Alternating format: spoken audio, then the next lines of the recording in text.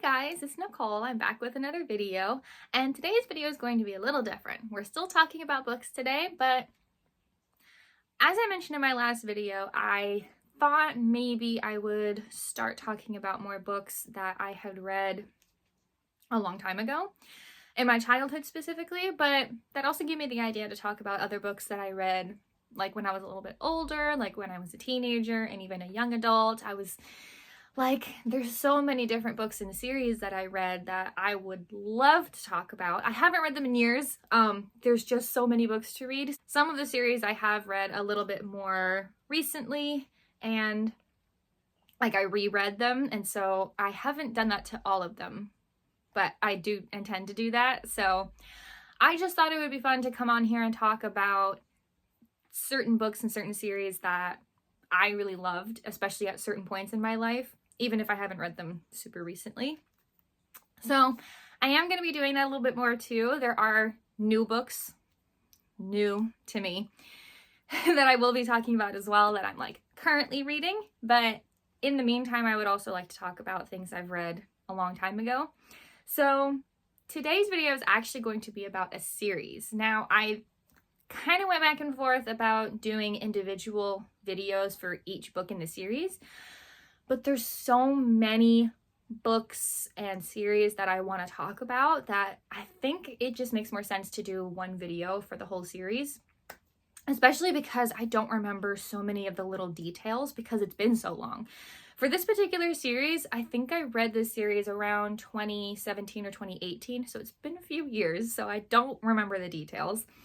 But I really, really loved this series, and the reason it was on my mind recently was I was actually talking to someone about this series, and I was like, I can't believe I haven't thought about this series in so long.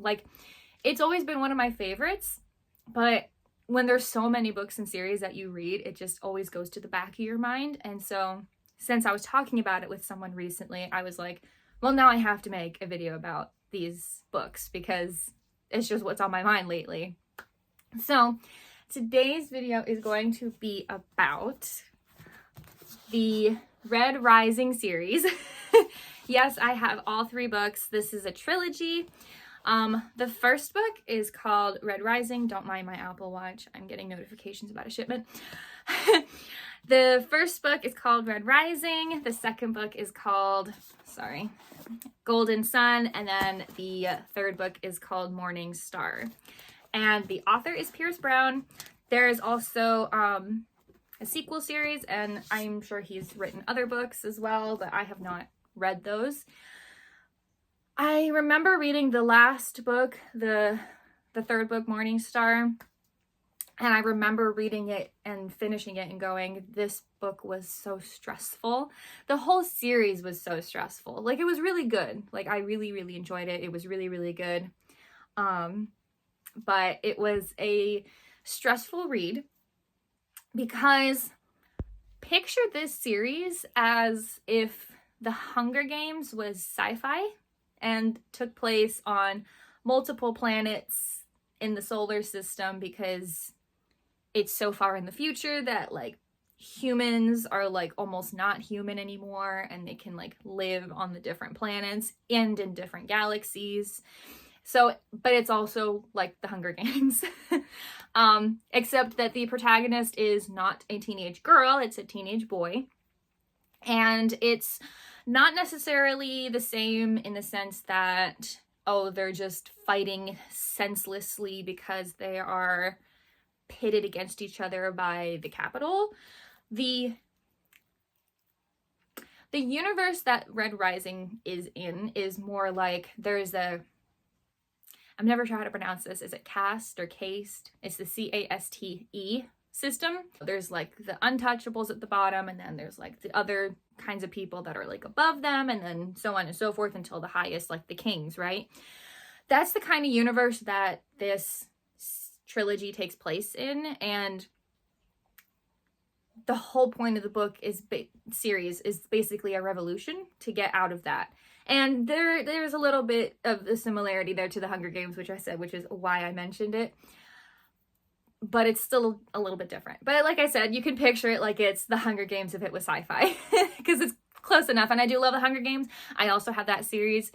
I haven't read any of the new prequel books either because, like I said, so many books to read, so little time. But I wanted to talk about this series today, and I'll only go into a little bit of detail. Really, I don't think I'll get into any like spoilers because, like I said, this is a series that I haven't read in so long, so there's so many details that I have forgotten. I was kind of like thumbing through each of the books going like, what happened in this book again? It's kind of hard to remember. But it's a really, really good series. So I'm going to go ahead and read the back of the first book. So obviously, when I first saw this series, picked up the first book first. And I don't know if it's the colors or if it's the fact that it's a wing and it's like so like contrasted against the black background that was so intriguing to me because it's been so long since I picked up the book. But I remember being like, I don't know what this is about, but I definitely want to read it because there's just something so satisfying about this cover. So on the back of the book, the blurb is super short. It just says, okay, there's actually like little quotes at the top. So I'll read the blurb first and then go back to the quotes because they're from, like quotes from the characters. His wife is taken, his people enslaved, driven by a longing for justice and the memory of lost love. Darrow will stop at nothing to bring down his enemies, even if he must become one of them to do so. And then above that, there's a couple of quotes like by characters in the book. The first one is, I live for the dream that my children will be born free, she says, that they will be what they like, that they will own the land their father gave them. And then below that it says, I live for you, I say sadly. And then below that, Io, I'm guessing how to pronounce this name because they're all like fantasy sci-fi names and I don't know how to pronounce them. It's literally spelled E-O, so I'm guessing E-O, but I could be wrong. Kisses my cheek, then you must live for more. Anyway, so he says, I will live for you, Darrow. And then she says, Io, then you must live for more. So that's the back of this book, and it's really good. The whole series is a war. This book kind of starts it. It, like the Hunger Games, I'm going to keep comparing this to the Hunger Games, and I'm sorry, that's just the closest thing that it's like. Like the Hunger Games, young people are pitted against each other, but in this particular universe, it's not for the entertainment or some sort of weird agreement between districts. It's more so about getting into specific like academies or like getting under certain masters to be able to train to be the best warrior possible, because in this trilogy, in this universe, being a warrior is like the best thing you can be. It's like kind of even better than being a ruler. It's like the highest honor. Like all of the parents want their kids like to become warriors, so they're all training from like young ages to be this. But like I said, it's in the caste system, so it's really only the gold people that can do that. And Darrow is a member of the Reds, red people. Are they actually gold and red? I think it's up to interpretation. I don't remember if they described like their skin being red or gold. I remember there being definite physical differences and maybe even some aspect of their bodies that does allude to being red or gold. And only gold people can have their kids trained to be these warriors. And so that's what they mean. His people enslaved, and the only way to get out of this is to become like his enemies, like the gold people. So I'm not going to spoil that. I'm not going to go into how that happens because that is how the first book starts. But essentially, it's kind of like the Hunger Games where there is a whole like arena that the kids, because they're like teenagers, like older teenagers, are put into, except that they're all on teams. Like he's in like the house of Mars, like Aries, you know, and it's all kind of planet almost like Greek god-based, but mostly planet-based houses. And they have a war, and it's like whoever wins or whoever does the best, like this can get under this master. And that's why it's kind of more like the Hunger Games, because there are deaths. These teenagers do kill each other in essentially a manufactured war to determine who's going to be the best warrior. So yeah, that's kind of where the first book starts. There, like a small little battle like that, but with Darrow involved, it turns into an actual real live revolution, and the rest of the trilogy goes into how they're going to get out of slavery, basically. So the second book obviously is really good. The second book is Golden Sun, and cover is gorgeous. Like, I mean, it's like, I think it's like wheat, basically. That's something that you'll get if you read the series. And then it kind of gets on fire here. And on the back is really cool because it doesn't reveal anything that happened in the first book, so you don't get any spoilers. But the back of the second book says, he seeks justice. To free his enslaved people, Darrow has infiltrated his world's brutal ruling class on a mission to destroy them. And though the only path to liberation is revolution, he must strive not for vengeance, but for a hopeful rebirth. So, it's very vague, which makes it very interesting. So obviously, that's the second book. Third book is, like I said, Morning Star. If you don't know what this is, like I said, something that you'll get when you read the book, but this is what they call in the book a sling blade. I actually did like flip through it to remember, because I'm like, I don't remember, this has been so long. And there's a reason it's important, and there's a reason why it's on the cover. But looking at the cover alone, it's pretty simple. It means, let me put it this way. If I looked at this book, if I just like saw this book in the bookstore and I hadn't read the series, didn't know the series, I don't think I'd pick this up, because it's such a plain meh kind of cover. Like it's just a blade that has like a shining little point on it, you know? And it's not the most interesting cover, and especially because the title, you're like, what does Morning Star mean? But within this series, within the context of the trilogy, it makes sense. It's like, oh, okay, this is a good cover, you know? And I think that that's just how series tend to go. Like, I don't know if you've looked at the Hunger Games covers, book covers recently, but it's kind of the same thing. You're like, I don't know what this means, but I think it works within the context of the universe, the series of it.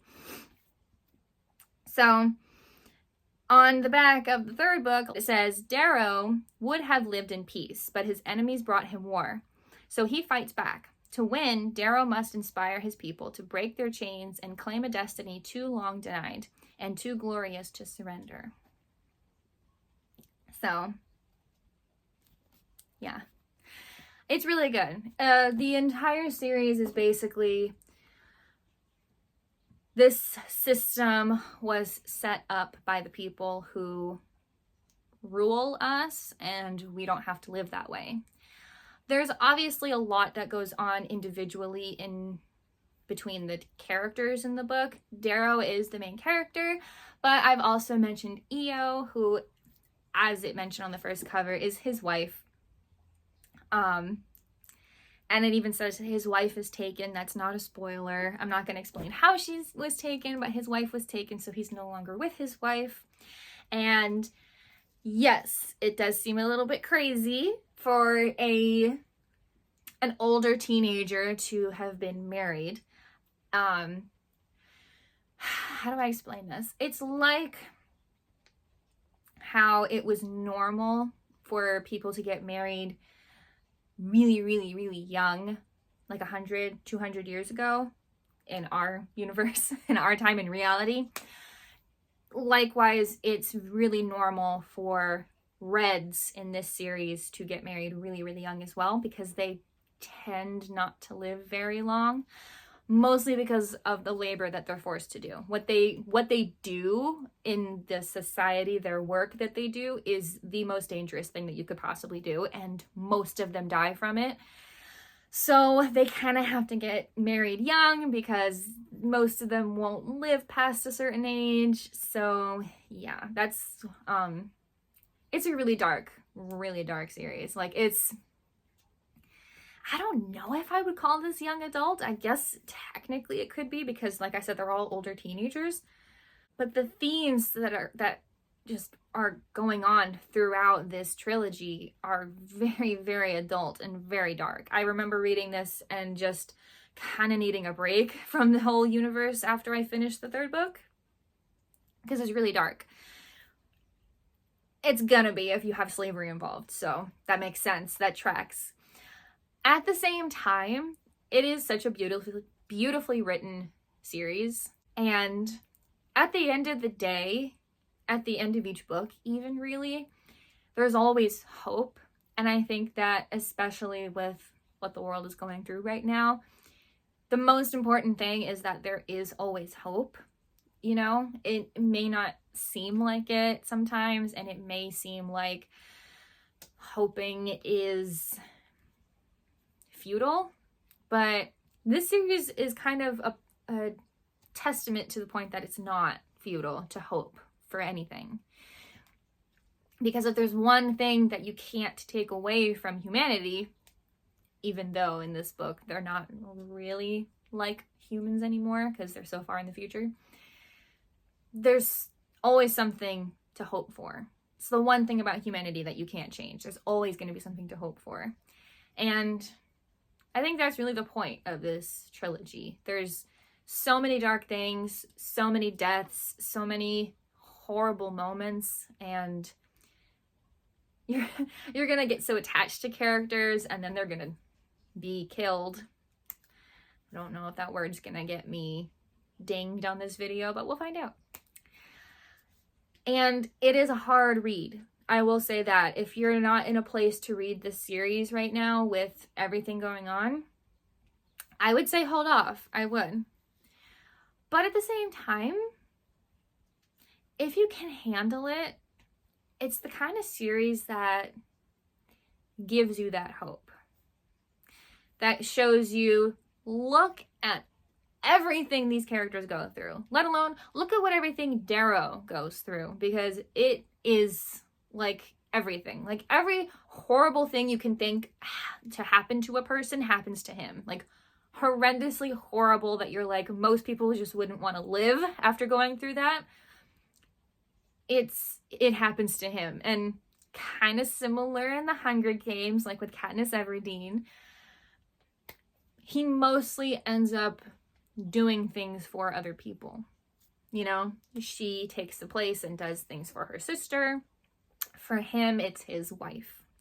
So, like I said, similarities. This series is darker to me, and the Hunger Games is really dark. So I would take that into consideration if you're thinking about reading this series. I think it's really good, and I think that when it comes to needing hope, this series is really good at giving you that. Because there can be so many horrible things that happen, but no matter what, there's always going to be something to hope for. There's always going to be something to fight for. And that's the whole point. So it's a really good series because of the message overall, but it's also a really good series because it's just so much fun. Like, the sci-fi and the crazy technology, because like I said, it's like so far in the future. I don't remember how far, but very far in the future, where humans like live on different planets. They're so different from what humans are today.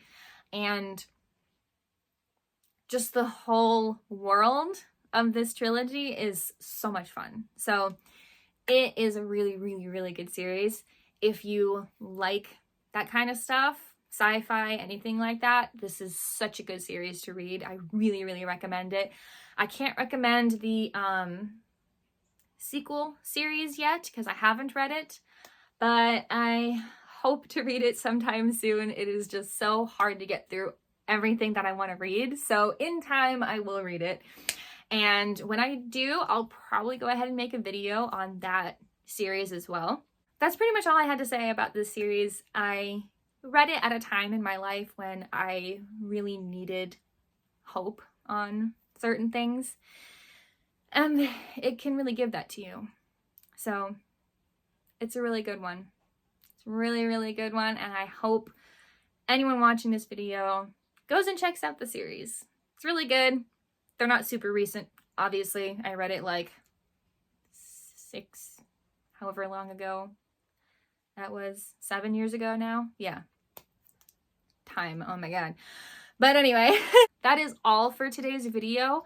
Thank you so much for watching. If you have, I have been toying with some new concepts lately into what other kinds of content I'm going to be making, and I hope you all stick around for it. I know things get busy and my channel can get buried in like the other channels you subscribe to or go check out. So if you do end up coming here, thank you, because it really means a lot to me. And if you're new here, obviously I mostly make content about books. I used to make content on pop culture, and I might get back to that one day. I've just been feeling like making book content right now, so that's just where I've been heading. But that's kind of what my channel is, and if you're here, thank you for checking out my channel and interacting with my videos. To anyone who's watching, if you like this video or anything, please recommend it to other people or share it with your friends or however you want to tell people about it, because I find word of mouth to be a really great way to get people to come to my channel. But that being said, please subscribe. You will get notified when I upload new videos every Friday morning and every Tuesday morning now.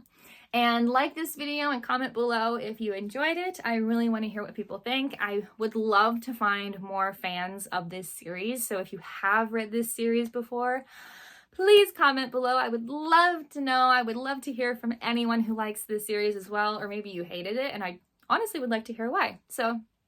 But thank you all so much for watching, and I will see you all in the next video.